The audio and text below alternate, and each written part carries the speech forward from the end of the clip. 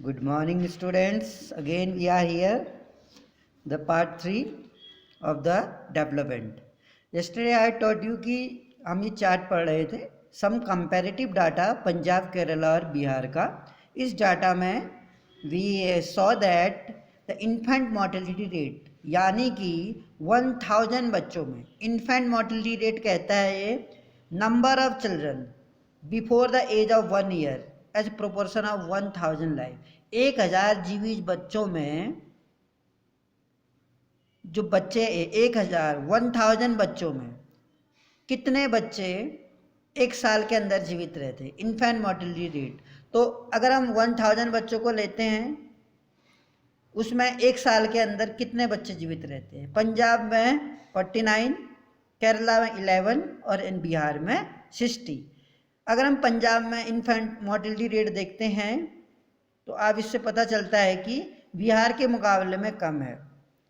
पर बिहार में आप देख रहे हैं infant mortality rate is very high, literacy rate is very low, and जो अटेंडेंस 1 to 5th क्लास के स्टूडेंट की अटेंडेंस है वो काफ़ी, उसका परसेंटेज काफ़ी कम दिखता है. इसी में लिटरेसी रेट में अगर हम बात करें, ये कहता है कि measure the proportion of literate populations. Literacy को कैसे मानते हैं? कोई भी बच्चा हमारी फैमिली में जिसकी एज 7 इयर्स कंप्लीट हो चुकी है और जो अपना नाम लिखना जानता है उसको हम लिटरेट बोलते हैं. That come under the literacy rate. तो पंजाब में literacy rate is much better than the Bihar, and in Kerala literacy rate is 91%.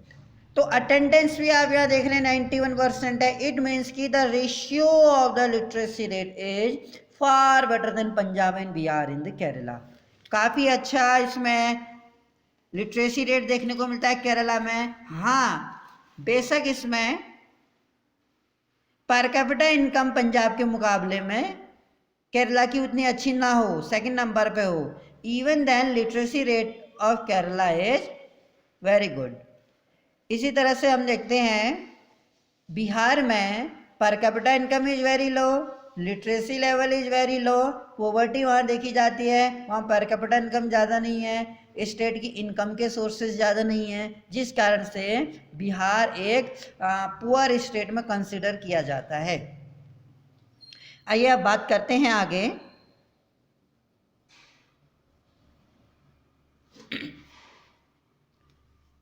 इस टेबल में हमने ये शो करते हैं जो first column of the table. अगर हम फर्स्ट कॉलम देखें टेबल का, ये हमें बताता है कि 1000 चाइल्ड बॉर्न अलाइव 11 है.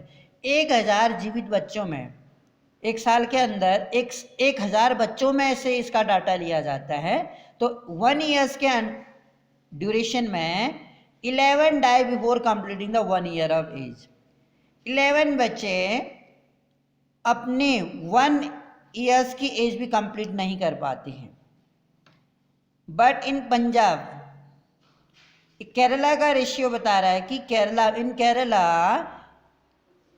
among 1000 children 11 babies died before the age of 1 year.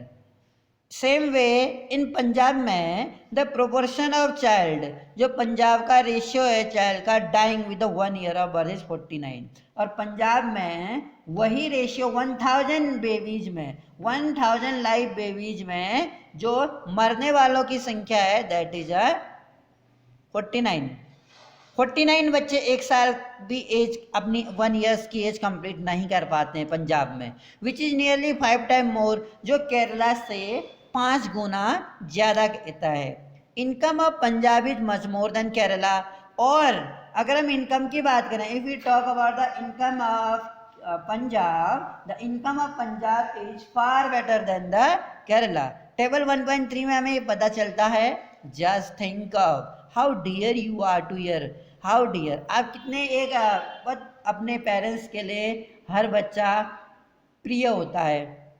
Parents हमको बहुत लव करते हैं. तो सोचिए उन पेरेंट्स के लिए, just think about those parents, how everyone is so happy. एक फैमिली में if we see in a family, whenever any baby take a birth in any family, either rich or either poor, it doesn't matter. The baby bring happiness for a rich either the poor in the same way. But at the time of birth, when the baby comes in family, तो every members of the family become a very happy, बहुत खुश हो जाते हैं परिवार में. अगर कोई बेबी आता है, बेबी बॉय आता है, तो ज़्यादा खुश होते हैं, जैसा देखा जाता है. बेसिकली वो सेलिब्रेट करते हैं. Every one is so happy when a child is born. जब बच्चा जन्म लेता है तो परिवार में सब लोग बहुत खुश होते हैं. Now try to think of parents. उन पेरेंट्स के बारे में सोचिए who children die before the even celebrate the first birthday. वो बच्चे जो अपना पहला जन्मदिन भी परिवार में नहीं बना पाते हैं, शायद कभी कुपोषण के द्वारा या कभी अदर तरह की डिजीज, डायरिया के द्वारा, डिसेंट्री के द्वारा कई तरह की बीमारियां हो जाती हैं. How painful it must be to their parents. उन पेरेंट्स के लिए कितना पेनफुल होता होगा जिनके बेबीज अपना 1 ईयर का बर्थडे भी सेलिब्रेट नहीं कर पाते हैं.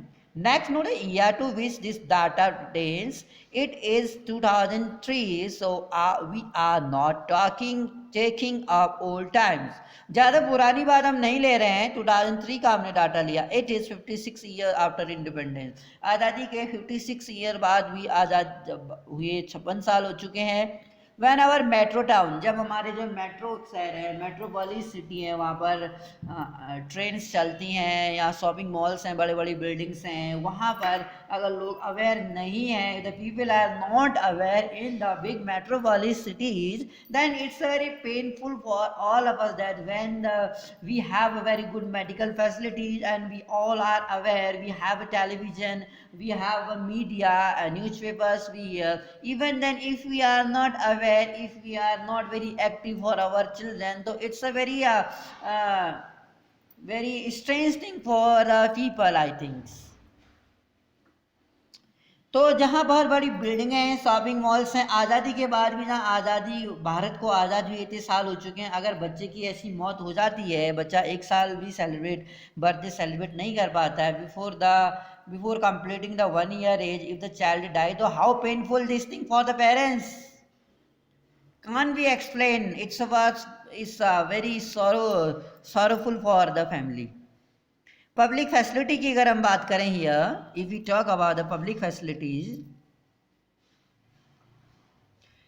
How it that average person in Punjab में मोर. अब पंजाब की अगर हम बात करें, हमने in the beginning I told you that the Punjab में जो पर कैपिटा इनकम है, पंजाब के किसान जो हैं वो ज़्यादा उत्पादन करते हैं, सरप्लस क्रॉप्स को वो बेच देते हैं जिससे उनकी अर्निंग होती है, और नेक्स्ट ईयर के लिए वो सीड्स को बचा के रखते हैं, और हाई यील्डिंग वेराइटीज़ HYV है, सीड्स की मदद से, पेस्टिसाइड्स की मदद से, मॉडर्न टेक्नोलॉजी की मदद से पंजाब के लोग काफ़ी इनकम को बढ़ावा देते हैं. तो पंजाब की जो इनकम है मोर than Kerala but lakhs behind, लेकिन बहुत ज़्यादा उसके पीछे अगर हम क्रिशियल एरियाज देखें, द रीजन क्या है इन दिस क्रिशियल एरियाज में क्वेश्चन मार्क करता है कि मनी इन योर पॉकेट. बाकी और चीज़ें जो हैं, just like if you talk about the education और आइदर लिटरेसी रेट को अगर हम देखें पंजाब के, और आइदर हम वहाँ की हेल्थ फैसिलिटीज़ को देखें या इन्फेंट मोर्टेलिटी रेट को देखें, तो केरला से बहुत पीछे पाते हैं. एक पर कैपिटा इनकम में पंजाब, ठीक है हम मानते हैं कि पंजाब पर कैपिटा इनकम में आगे है, पर what about the other indicators that show the prosperity of any state, as in the case of literacy and the infant mortality rate. Infant mortality rate में only 11 baby die in Kerala, and the literacy rate is 94%, 95% in this time.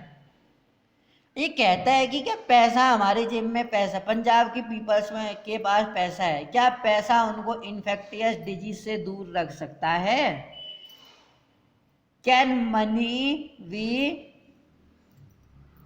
helpful for the rich farmers in Punjab from infectious disease?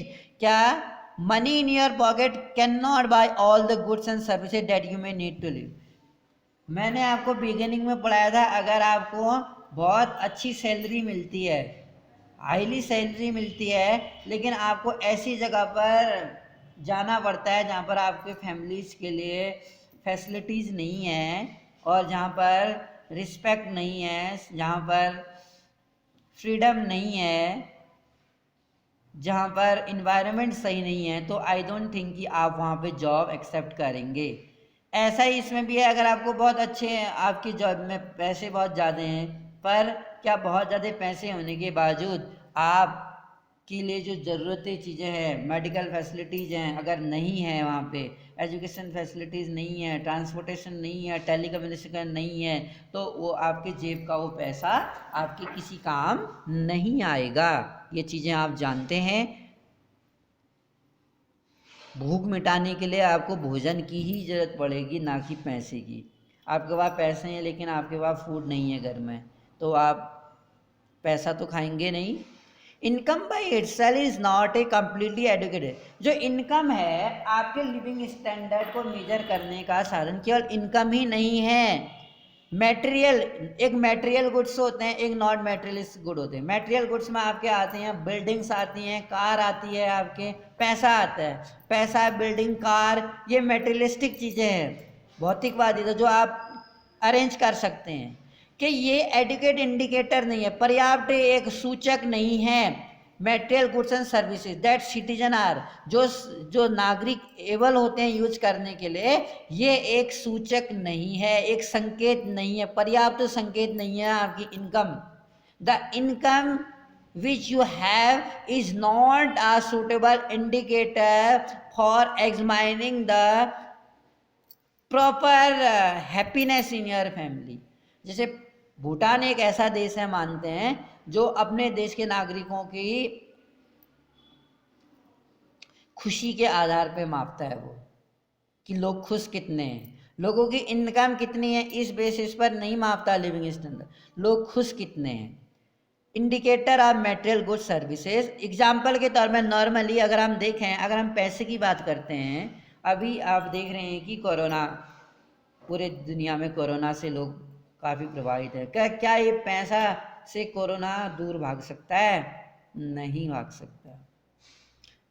Your money can not by your pollution free environment, वही चीज़ है, पैसे से आप pollution free environment नहीं खरीद सकते, पैसे से आप पॉल्यूटेड रिवर्स नहीं साफ कर सकते। Ensure you can adulterate medicines, जो कुपोषित दवाएं हैं, unless you can afford to shift a community that already has all this things. आप देखते हैं अनलेस, जब तक कि यू कैन एफोर्ड, आप प्रयास नहीं करते हैं, you can afford to shift एक ऐसी कम्युनिटी को शिफ्ट करने का दैट ऑलरेडी है, जिसके पहले से ये चीज़ें से सफ़र करते हैं बहुत सारे लोग। Money may also not be able to protect, इसी तरह से पैसे भी, जब तक कि आप उस कम्युनिटी को उस इन्फेक्टेड एरिया से, पोल्यूटेड एरिया से शिफ्ट नहीं करते हैं, तब तक वो उस जगह से उनको निजात नहीं मिल सकती। ऐसे ही पैसे की बात करें अगर हम, पैसा आपको इन्फेक्टियस डिजीज से यानी महामारी से नहीं बचा सकता है। पैसा आपको कोरोना से बचा सकता है? नहीं। सोशल डिस्टेंसिंग के द्वारा, रेगुलर वॉशिंग हैंड्स के द्वारा हम इस बीमारी से बच सकते हैं। Unless the whole of your community एक प्रिवेंटिव स्टेप, जब तक कि आपका पूरा परिवार, unless the whole of your community, जब तक कि आपका पूरा जो समुदाय है, जिस एरिया में आप रहते हैं, एक प्रिवेंटिव, एक बचने के तरीकों को नहीं अपनाता है, तब तक आप उस इन्फेक्टियस डिजीज से नहीं बच सकते। पैसा नहीं बचा सकता, पैसा किसी को बीमारी से नहीं बचा सकता। प्रिवेंटिव स्टेप ही, प्रिकॉशन ही आपको बीमारी से बचा सकते हैं। The problem does not and, अगर हम प्रॉब्लम की बात करें, यहाँ पर ख़त्म नहीं होती है। इन्फेंट मोर्टेलिटी रेट की अगर हम बात करें, IMR की बात करें, हमने देखा था सबसे कम इन्फेंट मोर्टेलिटी रेट आपका हमें केरला में देखने को मिला था। बिहार में चूँकि लिटरेसी रेट भी कम है, वहाँ के लोग जागरूक नहीं हैं, तो हमें बिहार में सबसे ज़्यादा इन्फेंट मोर्टेलिटी रेट देखने को मिला था। लिटरेसी रेट काफ़ी कम थी और पर कैपिटा इनकम भी बिहार में काफ़ी कम थी। शायद यही रीज़न है कि बिहार के लोग सबसे ज़्यादा माइग्रेशन करते हैं इंडिया में। लास्ट कॉलम ये बताता है that more than half of the childrens, लगभग आधे से ज़्यादा बच्चे बिहार में does not even get go to school, school में नहीं जा पाते हैं। वो काफ़ी आई थिंक कि उनकी कोई प्रॉब्लम्स रहती हैं, इकोनॉमिक कंडीशन शायद सही नहीं होती है, तो बिहार में पेरेंट्स अपने बच्चों को स्कूल नहीं भेज पाते हैं। This means that if you went to school in Bihar, इसका अर्थ है यदि आप बिहार के स्कूल का दौरा करें, if you visit, if you go in Bihar school में, अगर आप वहाँ जाएं, मोर देन हाफ, आधे से ज़्यादा बच्चे आपको वहाँ क्लास क्या करेगी, मिसिंग मिलेगी। बहुत सारे बच्चे एब्सेंट मिलेंगे आपको बिहार में, वो अटेंडेंस में शॉर्टेज मिलेगी आपको वहाँ पे। Those who could have been in school are not there, if this had happen to you, you would not be able to read. अगर ऐसा नहीं होता, could have been in school, those who could have been in school are not there, ऐसा नहीं होता, you would not be able to read, आप ये चीज़ पढ़ने में समर्थ नहीं होते हैं। जो अभी आप ये पढ़ रहे हैं कि बिहार में आधे से ज़्यादा बच्चे स्कूल में नहीं जाते हैं। Actually for many of the important things in life, अगर दरअसल देखते हैं बहुत सारी इंपॉर्टेंट चीज़ें जो हैं लाइफ में, best way also the cheapest way, जो बेस्ट वे भी हैं और चीपेस्ट भी हैं, हमको क्या प्रोवाइड करते हैं, दीज गुड्स एंड सर्विसेज, चीज़ों और सेवाओं को कलेक्टिवली मिश्रित रूप से प्रदान करते हैं। Just think it will cheaper to have collective security for locality और फॉर ईच हाउस। जरा सोचिए, अगर हम बहुत सारी चीज़ों को अपने लिए अपना रहे हैं तो पूरी कम्युनिटी के लिए उसको अरेंज करने के बजाय एक सिंगल फैमिली के लिए उसे अरेंज करना सही रहेगा कि पूरी कम्युनिटी के लिए। ये कहता है बेटा पूरी कम्युनिटी के लिए अगर हम कोई चीज़ इस्तेमाल कर रहे हैं वो चीपर भी होगी और क्या कहते हैं इफ़ेक्टिव भी होगी। अगर हम अपने पूरी कॉलोनी के लिए एक सिक्योरिटी गार्ड रखें तो वो चीफर भी होगा और इफेक्टिव भी होगा, क्योंकि वो पूरी कॉलोनी की रक्षा कर सकता है और वो चीफर भी बैठेगा। अगर एक पर्टिकुलर फैमिली के लिए हम किसी गार्ड को रखते हैं सिक्योरिटी के लिए, तो उसका जो एक्सपेंस है वो उसी फैमिली को चुकाना पड़ेगा, वो महंगा भी रहेगा और शायद ज़्यादा इफेक्टिव भी ना हो। What if no one other than you in your village or locality is interested in studying? What will, क्या होगा if no one, आपके अलावा कोई और गांव में या लोकेलिटी में पढ़ने का इच्छुक ही ना हो, if no one is interested in studying except you, what will happen? भाई परिवार में और कोई पढ़ना ही नहीं चाहता आपके अलावा, would you be able to study, क्या आप पढ़ पाएंगे, समर्थ हो पाएंगे? Not unless your parents could afford to send you some private school elsewhere, तो नॉट जब तक कि आपके पेरेंट्स कुड एफोर्ड, आपको कहीं और प्राइवेट स्कूल में भेजने के एफोर्ड नहीं कर पाते, तब तक कि आपके लिए पॉसिबल नहीं हो पाएगा। गवर्नमेंट केवल एक बच्चे के लिए तो स्कूल खोलेगी नहीं। So you are actually able to study because many other children also want, आप भी स्टडी करने के लिए एबल इसलिए है क्योंकि आपके लोकेलिटी के, आपके एरिया के अदर बच्चे भी वांट टू स्टडी, पढ़ना चाहते हैं, क्योंकि because many people believe that the government should open school and provide other facility, क्योंकि आपके इलाके के सभी लोग शायद ये यकीन करते हैं कि सरकार उनके लिए गवर्नमेंट स्कूल खोलेगी आपके लोकेलिटी के बच्चों के लिए, और उनको अदर फैसिलिटीज है, फूड फैसिलिटी है, बुक्स फैसिलिटीज है, वो प्रोवाइड करेगी जिससे कि एक बच्चे का फ्यूचर डिसाइड हो सके। Government should open school and provide other facilities so that all children have to chance to study, इसलिए सभी बच्चों को पढ़ने का मौका मिलेगा। Even now in many areas में children particularly girl are not able to achieve secondary level, बहुत सारी जगहों में, इवन विलेज एरिया में हम देखते हैं कि बहुत सारी जो गर्ल्स होती हैं वो क्या करती हैं, सेकेंडरी लेवल से आगे अपनी पढ़ाई को कंटिन्यू नहीं रख पाती हैं। Society has not provided adequate facility, पर्याप्त, एडुकेट मीन्स होता है पर्याप्त, सोसाइटी पर्याप्त मात्रा में अपने लोकेलिटी की गर्ल्स को शायद चीपर रेट में एजुकेशन नहीं प्रोवाइड करा पाती हैं। Kerala has a low infant mortality rate, हमने बिगिनिंग में पढ़ा था कि केरला में लो इन्फेंट मोर्टेलिटी रेट है, because it had adequate provision, क्योंकि वहाँ पर एडुकेट पर्याप्त मात्रा में प्रोविजन है। क्या इस चीज़ के प्रोविजन है वहाँ पर? बेसिक हेल्थ फैसिलिटी वहाँ बहुत काफ़ी है, क्लिनिक्स बहुत हैं, हेल्थ क्लिनिक, डिस्पेंसरीज हैं वहाँ पे, डॉक्टर्स अवेयर हैं, पीपल अवेयर हैं वहाँ पे, एजुकेशन फैसिलिटी और हेल्थ है। हेल्थ सेक्टर और एजुकेशन, ये दो फील्ड ऐसे हैं केरला में जो काफ़ी स्ट्रॉन्ग हैं। पब्लिक डिस्ट्रीब्यूशन सिस्टम पीडीएस, जो मैंने 9th क्लास में आपको पढ़ाया था, जिसमें गवर्नमेंट कम दरों पर लोगों को राशन प्रोवाइड कराती है। If some PDS shops, Kerala में कई सारे इलाकों में हमको पीडीएस शॉप दिखाई देती हैं। PDS shop, public distribution system shop, that is ration shop जिसे हम बोलते हैं, डज नॉट फंक्शन प्रॉपरली। बहुत सारे इलाके में हम ये भी देखते हैं बेटा कि बहुत, हमने 9th क्लास में पढ़ा था कि बहुत सारी राशन शॉप, पीडीएस शॉप अच्छी तरह से प्रॉपरली अपना काम नहीं करती है। यानी कि जब लोग जाते हैं वो अक्सर दुकानें बंद मिलती है, और अगर दुकानें खुलती भी हैं तो जो वहाँ पर क्रॉप्स अवेलेबल होती है वो एडल्ट यानी काफ़ी कुपोषित वाली होती है, साफ़ सुथरी नहीं मिलती है, जिससे लोगों को प्रॉब्लम्स होती है। The people there are able to get problem rectified, health and nutritional, स्वास्थ्य के अगर हम कुपोषित स्टेटस पीपल को देखें, लोगों का स्वास्थ्य और पोषक तत्वों को देखें और सच स्टेट्स के लोगों का, तो certainly likely to be better. इसको क्या करना पड़ेगा? बेटर हम कर सकते हैं। It means we work out later on, हम पढ़ेंगे। अब एक्टिविटीज में हम ये देख रहे हैं, कभी यहाँ से क्वेश्चंस पूछ देता है बेटा। We are studying this is a activity. अगर हम ये देखें, one way to find adult are undernourish, बहुत सारे एडल्ट ऐसे होते हैं हमारे इंडिया में, यहाँ बच्चों को हम देखते हैं वो कुपोषित होते हैं।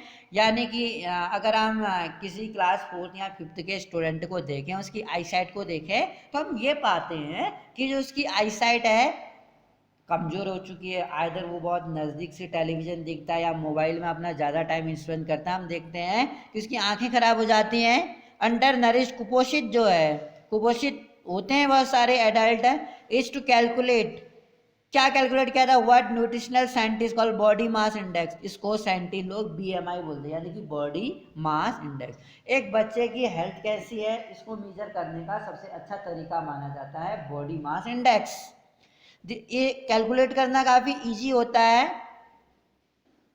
Take the weight of person, जो वेट है वो केजी में लिया जाता है, तो किसी पर्सन के वेट को जो हमने लिया है एंड हाइट को मीटर में लेते हैं, तो डिवाइड द वेट, तो किसी आदमी का वेट मान लो 80 है, 80 है, उसको हम किस में ले रहे हैं? वेट को किलोग्राम में, तो वेट में हम डिवाइड कर रहे हैं किसका?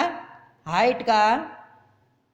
तो if the person would be consider under nourish, अगर ऐसा कर रहे हैं, if this figure is less than, अगर ये फिगर 18.5 से कम आता है,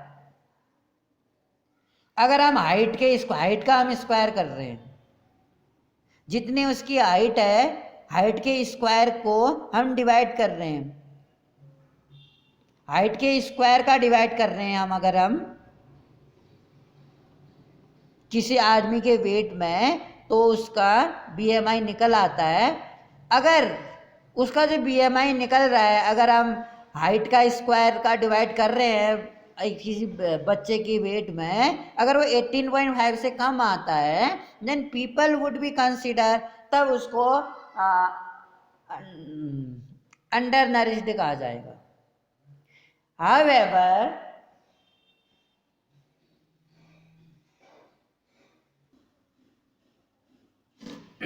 और इसी प्रकार से 18.5 से अगर कम है तो वो अंडर नरिश में माना जाएगा। लेकिन हाउएवर इफ द बी, अगर वो बॉडी मास इंडेक्स 25 से ज़्यादा है तो पर्सन को ओवरवेट माना जाएगा। इट मीन्स उसका जो वेट है वो बहुत ज़्यादा है।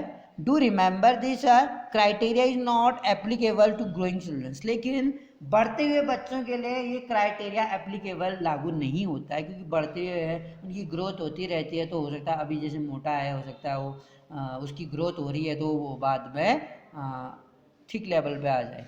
Late each student in a class find out a weight and height of 3 adult persons of different economic background such as construction. अगर हम देखते हैं 3 एडल्ट पर्सन का डिफरेंट इकोनॉमिक बैकग्राउंड से, कंस्ट्रक्शन जो वर्कर्स हैं, डोमेस्टिक सर्वेंट, ऑफिस वर्कर हैं, business हैं, पर्सन एक्सेट्रा, जो कलेक्ट डाटा हम करते हैं, all the student and make a combined table बनाया जाता है BUMI के लिए। Do you find any relationship, हमको कोई रिलेशन दिखता है भाई, इकोनॉमिक कंडीशंस अगर उसकी अच्छी है, कंस्ट्रक्शन वर्कर्स हैं उनका जो BMI है, एक क्या कहते हैं ऑफिस में काम करने के मुकाबले, जो ऑफिस में बैठ के काम कर रहा है उसके मुकाबले में उसका जो BMI है वो ठीक आएगा, क्योंकि वो एक्टिव है, वो फिजिकल वर्क कर रहा है, वो मेंटल वर्क कर रहा है, जो बैठा हुआ है उसका BMI हो सकता है ओवरवेट आए उसका। आइए हम बात करते हैं ह्यूमन डेवलपमेंट रिपोर्ट की। SDR, UNDP united nation development programme एक अमेरिका की एक संस्था है। वंस इट इज़ रियलाइज, एक रियलाइज किया जाता है, even though the level of income, जो इनकम का लेवल है, पर कैपिटा इनकम हम कह सकते हैं, वो बहुत ही इंपॉर्टेंट है, yet it is an adequate measure of level of development, ये एक पर्याप्त मीजर है लेवल ऑफ डेवलपमेंट को मीजर करने का। We begin to think of other criteria, हम अदर क्राइटेरिया को भी सोचते हैं। There could be a long list of such criteria, एक लॉन्ग लिस्ट देखी जाती है सच क्राइटेरिया की, but then it would not be so useful. What we need is a small number of most important things. There could be a long, एक बहुत लंबी list हो सकती है इस क्राइटेरिया की कि हम कैसे एक डेवलपमेंट को मापते हैं। It would not be so useful, ये इतना यूजफुल नहीं है। What we need is a small number of most important things, health and education भी, यानी कि इनकम के साथ साथ जो UNDP है, एक तो हमारी पर कैपिटा इनकम को देखता है, दूसरी हेल्थ को देखता है, तीसरी एजुकेशन लिटरेसी रेट को देखता है। एजुकेशन भी एक इंडिकेटर मापता है UNDP, हेल्थ के साथ साथ और पर कैपिटा इनकम के साथ साथ। Such as a once we use in comparison of Kerala, अगर हम वर्ल्ड बैंक की बात करें, वर्ल्ड बैंक कहता है जरूरी तो नहीं है कि जिस स्टेट की पर कैपिटा इनकम अच्छी है वहाँ की हेल्थ भी अच्छी होगी, या वहाँ का लिटरेसी लेवल भी अच्छा ही होगा। अब पंजाब की पर कैपिटा इनकम अच्छी है लेकिन लिटरेसी और हेल्थ के मामले में तो केरला ज़्यादा अच्छा है। Are among them over the past decade की बात करें, health and education indicator have come to be widely use along with income as measure of development. For instance के तौर पे हम देखते हैं ह्यूमन डेवलपमेंट रिपोर्ट को हम देखें, publish by UNDP, compare country को कंपेयर करते हैं इन बेसिस पर, यानी पर capita income number 1, literacy level number 2, health number 3, इन 3 बेसिस पर UNDP किसी देश के विकास को मापता है। पब्लिश बाय UNDP मैंने बताया यूनाइटेड नेशन डेवलपमेंट प्रोग्राम इसका फुल फॉर्म है, और SDI का full form human development index बोलते हैं, मानव विकास सूचकांक। मानव विकास सूचकांक UNDP ही डिक्लेयर करता है, हर साल UNDP human development index declare करता है कि कौन सा देश में इन तीनों के आधार पे कौन सा देश आगे माना जाता है। Country based on educational level of people, their health status and per capita income, it would be interesting to look at certain relevant data. अगर हम देखें इंडिया और इंडिया के पड़ोसी देशों का 2006 की ये डाटा है बेटा, किसी बुक में 2009 का या 14 का भी है, तो बुक एग्जाम में क्वेश्चंस पूछ देता है, काफ़ी पुराना डाटा मैं आपको यहाँ पे बता रहा हूँ। श्रीलंका की अगर हम पर कैपिटा इनकम देखें 4390 दिखता है, यहीं इंडिया की देखिए 3139। क्या समझे आप? इट मीन्स श्रीलंका की पर कैपिटा इनकम इंडिया के पर कैपिटा इनकम से काफ़ी अच्छी है। म्यांमार की काफ़ी कम नज़र आती है, पाकिस्तान की आप देखिए उससे भी कम है, इंडिया के मुकाबले कम है 2225।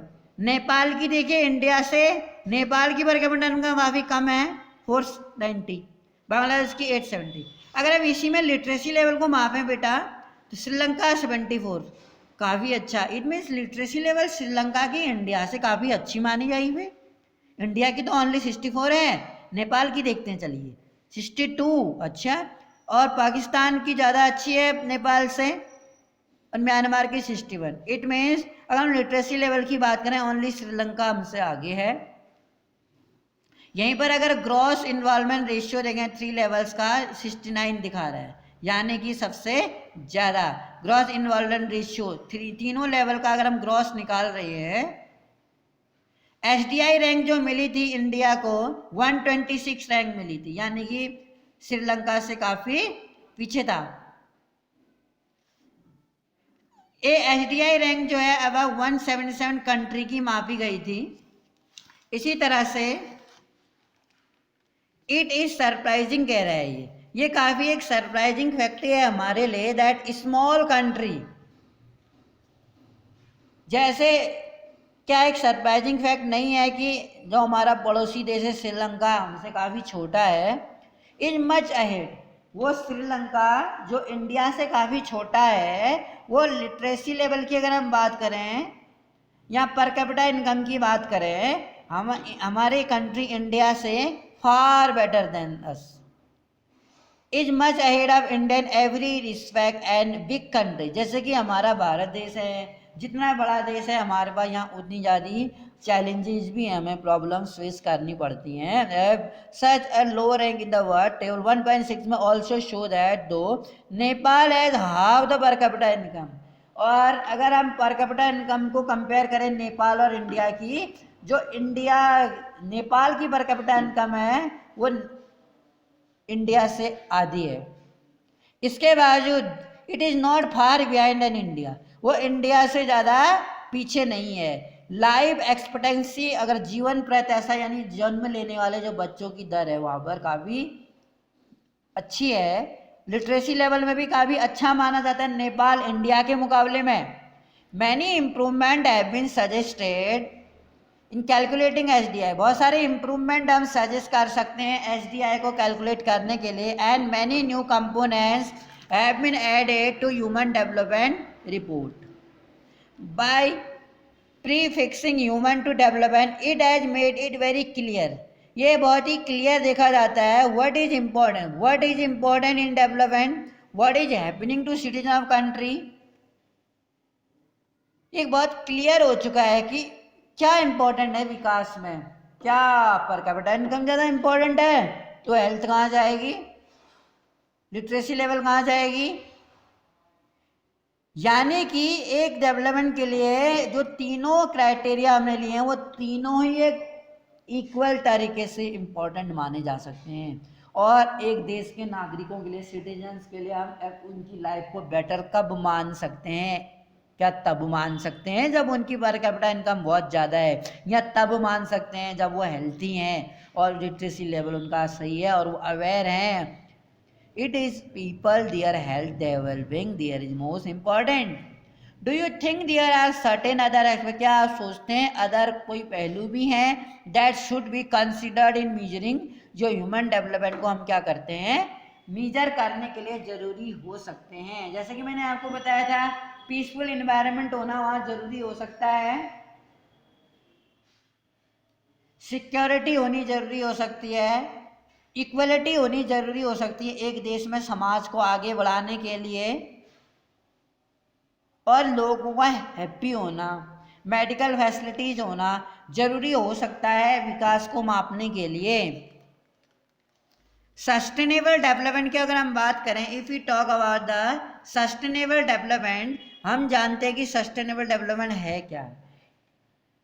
हम अपने नेचुरल रिसोर्सेस को इस तरीके से यूज करें कि हम तो यूज करें, हमारी फ्यूचर जनरेशन भी उसे यूज करे without reducing our present needs. हम अपनी वर्तमान आवश्यकताओं में कटौती किए बिना नेचुरल रिसोर्सेज को इस तरीके से यूटिलाइज करें कि हमारी फ्यूचर जनरेशन को भी मिले। एग्जाम्पल, हम इलेक्ट्रिसिटी यूज करें लेकिन इस तरीके से करें कि हम तो यूज करें, हम रिड्यूस ना करें उसकी नीड्स को, हमारी फ्यूचर आने वाली जनरेशन भी इलेक्ट्रिसिटी को यूटिलाइज करे। पेट्रोल डीजल हम यूज कर रहे हैं, ठीक है, हम इस तरीके से यूटिलाइज करें कि हमारी फ्यूचर जनरेशन को सफ़र ना करना पड़े। सस्टेनेबिलिटी यही है। Suppose for the present that a particular country is quite develop, suppose कीजिए कोई प्रेजेंट डे में अ पर्टिकुलर कंट्री है जो है क्या है पूरी तरह से डेवलप्ड है, We would certainly like this level of development to go further or at least be maintained for future. तो अगर वो डेवलप्ड है तो उसे इस तरीके से अपने देश में रिसोर्सेज को यूटिलाइज करना पड़ेगा कि उसकी फ्यूचर जनरेशन के लिए भी वो देश इन फ्यूचर भी डेवलप्ड रहे, वहाँ पर संसाधनों की कमी ना हो, फ्यूचर जनरेशन के लिए भी मेंटेन रखे वो अपना ये development. This is obviously desirable. However, since the second half of 20th century की हम बात करें, a number of scientists, बहुत सारे जो साइंटिस्ट हैं, have been warning, वो वार्निंग दे रहे हैं कि of the present time and level of development are not sustainable. बहुत सारे प्रेजेंट टाइम में बहुत सारी चीज़ें ऐसी हैं जो अगर हम सही तरह यूटिलाइज नहीं कर रहे हैं तो फ्यूचर में शायद वो हमें क्राइसिस, संकट का सामना करना पड़े. अगर हम एग्जांपल लीजिए, यहाँ पर बुक में दिया है बेटा, अंडरग्राउंड वाटर की अगर हम बात करें, रिसेंट एविडेंस, हाल ही के जो प्रूफ हमें बताते हैं, एविडेंस हमें ये बताते हैं, सजेस्ट करते हैं कि ground water is under serious, जो अंडरग्राउंड भूमि के अंदर का जल है, सीरियस, बहुत ही गंभीर थ्रेट्स, चेतावनी देता है, क्योंकि बहुत सारे भागों में ओवर यूज कर रहे हैं. अब continuously the people are utilising, over utilising the underground water, definitely within 2 or 4 years the level of underground water will be reduce. क्यों? क्योंकि लोग आजकल पेड़ तेजी से काटते जा रहे हैं. पेड़ों के काटने से जो मॉनसून है वो निश्चित नहीं है, तो बारिश ना होने से अंडरग्राउंड और कंटिन्यूसली अंडरग्राउंड वाटर को इरिगेशन के लिए इस्तेमाल करने से हम देखते हैं कि अंडरग्राउंड वाटर का जो लेवल है वो तेजी से घटता जा रहा है. और ये खुली क्या है, चेतावनी है हमारे लिए, एक ह्यूमन बींग्स के लिए. अबाउट 300 डिस्ट्रिक्ट ने ये रिपोर्ट की थी, कह रहा है reported water level decline, 4 metre 4 metre decline होता जा रहा है पानी का लेवल. 20 साल के अंदर 4 मीटर पानी तेजी से घट गया है. Nearly 1/3 of country is over using. Nearly अगर हम देखें 1/3 जो है ऑफ द कंट्री वो क्या कर रहा है, is over using their ground water reserves. In another 25 year, अगर अनदर 25 ईयर्स में हम देखें 60% of the country would be doing the same of present way. Another 25 years में, 25 सालों में जो 60% देश अगर हम देखें would be doing the same, अगर ऐसा ही करती रही 60% जनसंख्या, present way of using the resource, इस रिसोर्स को कंटिन्यूसली ओवर यूटिलाइजिंग करती रही अंडरग्राउंड पानी को, तो क्या होगा, ग्राउंड वाटर ओवर यूज, तो ग्राउंड वाटर का ओवर यूज हो जाएगा, जरूरत से ज़्यादा लोग पानी को क्या करेंगे, वेस्ट कर देंगे. पर्टिकुलरली फाउंड ये पाया जाता है एग्रीकल्चरली प्रॉस्परस रीजन, जो प्रॉस्परस मतलब जो समृद्धशाली, जो समृद्ध क्षेत्र हैं, जैसे पंजाब और वेस्टर्न यूपी, जहाँ पर नदियाँ हैं, आसानी से इरिगेट करते हैं. हार्ड रॉक प्लेटोज एरिया में, सेंट्रल और साउथ इंडिया में, सम कोस्टल एरियाज में and rapidly growing urban settlements में इस तरह की प्रॉब्लम्स हमको देखने को मिलती है.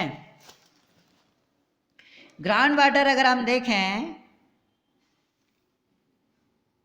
ग्राउंड वाटर एक example renewable resource. Renewable resource से मैंने बताया था नॉन कन्वेंशनल. रिन्यूएबल रिसोर्सेज कहते हैं जैसे सन है, विंड है, जियोथर्मल है, रिन्यू, जिसको आप बार बार रिन्यू कर सकते हैं. दीज रिसोर्सेज आर रिप्लेनिश करें, जिसे हम दोबारा प्राप्त कर सकते हैं. रिप्लेनिश है नेचर के द्वारा दोबारा से, जैसे आप देखते हैं वाटर साइकिल देखते हैं आप, समुद्र का पानी वेपराइजेशन से आसमान में जाता है और क्लाउड के द्वारा दोबारा पानी बरस के दोबारा समुद्र में आता है. As in the case of crops, अगर हम क्रॉप्स और प्लांट्स की बात करें, however even these resources may be over use, हालांकि जो ये रिसोर्सेज हैं मे बी ओवर यूज हो सकता है. For example in the case of ground water, अगर हम ग्राउंड वाटर की बात करें, if we use more than what is being replenish, यदि हम जितना रिप्लेनिश हो रहा है, पुनः प्राप्त हो रहा है हमें रिसाइकिल के द्वारा, उससे ज़्यादा अगर हम वेस्ट कर रहे हैं, then we would be over using. इसका अर्थ है कि हम इन रिसोर्सेज को, अब अगर हम पानी को, जितना हमें पानी नेचुरल सोर्स से प्राप्त हो रहा है, अगर हम उससे ज़्यादा क्या करें, वेस्ट कर दें, तो डेफिनेटली जो डिपेंडेंसी है आज की डेट में, पॉपुलेशन इतनी तेज़ी से बढ़ती जा रही है कि हम लोग पानी पे डिपेंड है। तो आपने देखा होगा पानी अगर हम ज़रूरत से ज़्यादा ओवर यूज करें और बचे हुए पानी को पोल्यूटेड कर दें, तो डेफिनेटली हमारे सामने वाटर क्राइसिस की प्रॉब्लम आनी ही है बेटा। मोर देन रिप्लेनिश के बजाय हम बहुत ज़्यादा अगर हम ओवर यूटिलाइजिंग कर रहे हैं रिसोर्सेज का, तो डेफिनेटली डिक्लाइनिंग होने ही रिसोर्सेज को। नॉन रिन्यूएबल की अगर हम बात करें, if you talk about the non renewable resources किनको बोलते हैं? जैसे कोल है, पेट्रोलियम है, डीजल है, नॉन रिन्यूएबल है, यानी नॉन रिन्यूएबल को कन्वेंशनल बोलते हैं। आप लिख सकते हैं कॉपी में, नॉन रिन्यूएबल को कन्वेंशनल बोलते हैं और रिन्यूएबल को नॉन कन्वेंशनल। नॉन रिन्यूएबल जो है एक बार यूज करने के बाद हम उसे यूटिलाइज नहीं कर सकते, यानी कि these resources are not replenish, they are exhaustible, exhaust हो जाते हैं। कोयला हमने यूज किया, एग्जॉस्ट हो जाएगा। पेट्रोल डीजल हमने एक बार यूज किया, after utilizing these resources this can be exhaust. हर जगह नहीं पाए जाते हैं non renewable resources. Fixed stock है इनका अर्थ में बेटा, which can not be replenish, जी हम दोबारा प्राप्त नहीं कर सकते हैं। नॉन रिन्यूएबल तो क्या है, रिप्लेनिश हैं और नॉन एग्जॉस्टेबल हैं, इसी का उल्टा लिख देना। नॉन रिन्यूएबल क्या है, रिन्यूएबल क्या है, नॉन एग्जॉस्टेबल हैं और रिप्लेनिश किए जा सकते हैं। कौन से? Renewable resource. और नॉन रिन्यूएबल एग्जॉस्टेबल है, नष्ट हो जाते हैं और रिप्लेनिश नहीं किए जा सकते, दोबारा प्राप्त नहीं किए जा सकते। वी डिस्कवर, हमने ये पाया है, new resources that we did not know of earlier, new sources in this way add to stock, however over time even this will be get exhausted. Exhaustion of natural resource की अगर हम बात करें, अगर एग्जांपल को हम देखें, crude oil अगर हम देखें, दैट वी एक्सट्रैक्ट, जो हम अर्थ के अंदर से एक्सट्रैक्ट करते हैं, इज अ नॉन रिन्यूएबल, वो नॉन रिन्यूएबल है। नॉन रिन्यूएबल है, इट मीन वो एग्जॉस्टेबल है, नॉन रिप्लेनिश है वो। However, we may find a source of oil that we did not know, हालांकि बहुत सारी जगह पर हमें ऐसे सोर्सेज मिल जाते हैं जहाँ हमें पता नहीं है, अर्थ के अंदर exploration are being undertaken all the time. Exhaustion of natural resource की हम बात करें, मिडिल ईस्ट में जो 89 है, number of years reserve will last 93 दिख रहा है। बिलियंस टन की अगर हम बात करें, यूनाइटेड स्टेट ऑफ अमेरिका में केवल 4 बिलियन टन ही मिल रहा था, billion reserves. Number of year reserve will last में जो हमने यूज किया था, इतना दिखा रहा है। इस टेबल से, एस्टीमेट से हमें पता चल जाएगी कि किस भागों में इंडिया में कितने रिसोर्सेस हैं। कॉन्सिक्वेंसेस अगर हम देखें, एनवायरनमेंट के परिणाम अगर हम देखें, इन्वायरमेंटल जो डिग्रेडेशन हो रहा है आज की डेट में, हम देख रहे हैं कि तेजी से continuously we are cutting the trees, पेड़ काटते जा रहे हैं हम।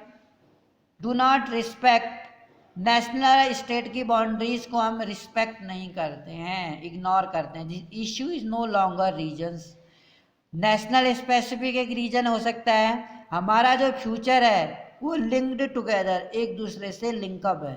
सस्टेनेबिलिटी जो डेवलपमेंट की हम देखें, इस कंपैरेटिवली नया है हमारे ज्ञान के अकॉर्डिंग। सस्टेनेबल डेवलपमेंट, हम नेचुरल रिसोर्सेज को बिना किसी वेस्ट किए हुए, बिना ओवर यूज किए हुए, हमारी फ्यूचर जनरेशन को हम तभी ट्रांसफ़र कर सकते हैं जब हम उसका ओवर यूज होने से बचाएं। इन विच साइंटिस्ट, इकोनॉमिक फिलोसफर जो है, दार्शनिक हैं, अदर सोशल साइंटिस्ट हैं, वर्किंग साथ साथ काम कर रहे हैं।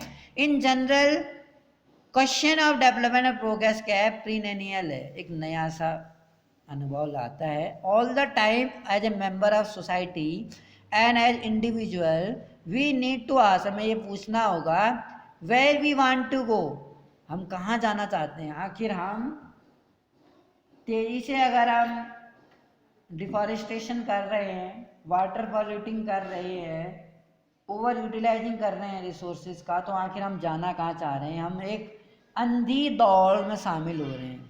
हम एक देश और दूसरे देश को देखते हुए मिसाइल पे मिसाइल बनाते जा रहे हैं, रिसोर्सेज इस्तेमाल कर रहे हैं, हम क्या कहते हैं टेक्नोलॉजीज यूज कर रहे हैं, ठीक है, प्रोडक्शन बढ़ाने के लिए, लेकिन कहीं ना कहीं हमारे इससे एक नेगेटिव इम्पैक्ट देखने को मिलता है। जैसे हमें अगर continuously we are using the modern pesticide और इंसेक्टिसाइड ऑन द ग्राउंड, इससे क्या होता है जो ज़मीन पे न्यूट्रिशनल चीज़ें हैं वो नष्ट हो जाती हैं, और पॉल्यूशंस भी होता है, और पानी टॉक्सिक हो जाता है। तो कई सारा जहरीला पदार्थ, जब इंडस्ट्रियलाइजेशन इतना ज़्यादा हो रहा है, वो पानी अगर हम समुद्र में फेंकते हैं तो कहीं ना कहीं एक्वेटिक लाइफ के लिए जिसका असर पड़ता है। डिबेट, और इसकी जो डिबेट है कि आगे प्रोग्रेस है क्या, हम किसको प्रोग्रेस बोल रहे हैं, क्या तेज़ी से इंडस्ट्रियलाइजेशन होना, टेक्नोलॉजी में आगे बढ़ जाना, बहुत बड़ी बड़ी मिसाइलें बनाना, क्या ये डेवलपमेंट है देश का? इसको हम डेवलपमेंट बोल रहे हैं आज की डेट में? एक गुड ह्यूमन बीइंग बनना, एक मानव जाति के लिए एक ऐसी अर्थ लेके आना जहाँ पर इन्वायरमेंट तो ना हो, जहाँ पर हम बहुत ज़्यादा केमिकल्स यूज ना करें। आज तरह तरह की ऐसी बीमारियाँ इंसान सफ़र कर रहा है कि जिसे बचना मुश्किल हो रहा है, इन्फेक्टियस डिजीज आ गई हैं। तो एक पुअर, एक मानव के लिए हम एक स्टेगमा, एक कलंक न छोड़ें, और एक इस अर्थ को एक ग्रीन अर्थ बनाएं, और एक अच्छी एक रहने लायक अर्थ बनाएं। इस चैप्टर का मोटिव है। Thank you.